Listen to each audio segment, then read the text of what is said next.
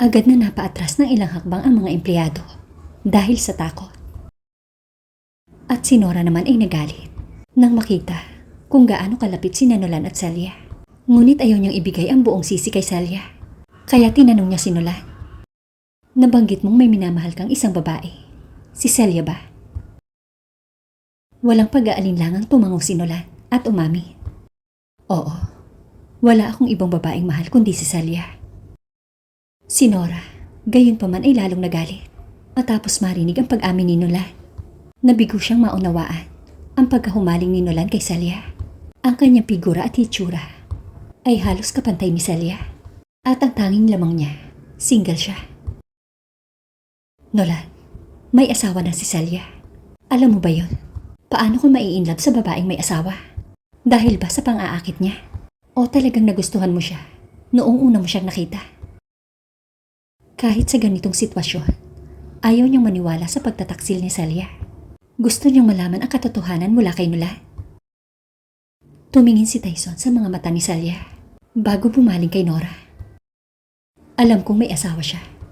Wala ni isa sa amin ang may gusto noong nagkita kami. Ngunit habang lumilipas ang panahon, minahal namin ang isa't isa. At last but not the least, asawa niya ako. Si Nolan Reyes at Tyson Hudson ay iisa.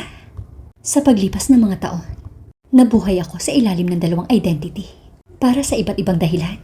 Sa makatuwid, na-inlove ako kay Celia bago kita nakilala. So, hindi kanya niloko." Natigilan ang lahat sa narinig.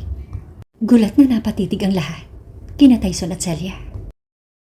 Hindi makapaniwalang tinanong ni Nora si Celia, "Totoo ba ang sinasabi niya?" Alam ni Celia na galit si Nora. Ngunit wala siyang pagpipilian kundi tumango. "Oo, asawa ko siya. Nora, hindi ko sinasadyang itago sa iyo ang katotohanan. I was about to tell you. Pero hindi ko ina-expect na malalaman mo agad." Pinutol siya ni Nora at galit na nagtanong, "Hanggang kailan mo balak ilihim sa akin? Sel, malaki ang tiwala ko sa iyo. At itinuring kitang kaibigan.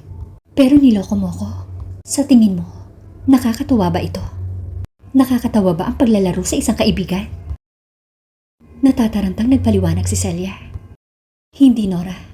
Hindi ko talaga sinasadyang saktan ka. Please, pakinggan mo ang paliwanag ko. May sarili akong dahilan." Bago pa siya matapos, tumalikod si Nora at dismayadong lumakad palayo. Nang makita ito ni Celia, mabilis niyang hinabol si Nora. Sa wakas ay huminto si Nora nang makarating siya sa gate ng gusali. "Nora, I'm sorry. Hindi ko sinasadyang itago ito sa'yo. Sasabihin ko na sana sa'yo ngayon na natuklasan ko kamakailan na si Tyson at si Nolan ay iisa. Tungkol sa sinabi ko sa'yo noon na gusto kitang tulungan kay Nolan. Totoo yun." Bahagyang nagbago ang ekspresyon ni Nora. Sa pag-aakala ni Celia na naniniwala na si Nora sa kanyang sinabi, bigla siyang pinandilatan nito at tinanong, "Bakit hindi mo sinabi ang totoo nang sandaling natuklasan mo ito? Bakit mo ako pinaglaruan na parang isang tanga?" Natigilan si Celia sa mga tanong ni Nora. Mabilis na nagpaliwanag si Celia. Hindi kayang ihayag ni Tyson noon ang kanyang pagkakakilanlan sa publiko. Siya at ako ay nasa panganib pa rin. Hindi lang sa'yo.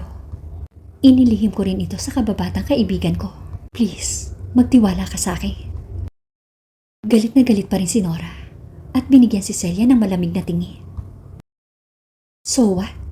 Kahit totoo yung sinabi mo, you refuse to tell me about it? Na ang ibig sabihin, hindi mo ako pinagkakatiwalaan. Inakala mo bang maghihiganti ako sa'yo dahil asawa mo siya?" "Hindi ganun, Nora. Ang gusto ko lang ay panatilihin kang ligtas." "Tama na, Celia. After lying to me for so long, ini-expect mo ba na maniniwala pa ako sa'yo ngayon?" Agad na tumalikod si Nora para umalis. Gayunpaman, ayaw ni Celia na umalis ito, na hindi sila nagkakaunawaan. Hinawakan niya ang kamay ni Nora at nagmakaawa. "Nora, please, maniwala ka sa akin. Ang lahat ng sinabi ko sa iyo ay totoo." Mabilis na tinanggal ni Nora ang kamay ni Celia. Gayunpaman, hindi niya inaasahan na mawawala ng balanse si Celia at bumagsak ito sa sahig. Nagkataon na nakita ito ni Tyson. Mabilis siyang lumapit para tulungang makatayo si Celia. At malamig na nagsalita kay Nora. Sisihin mo akong mag-isa. Hiniling ko kay Celia na ilihim ito. Ako ang may ayaw sa'yo. At wala itong kinalaman sa kanya.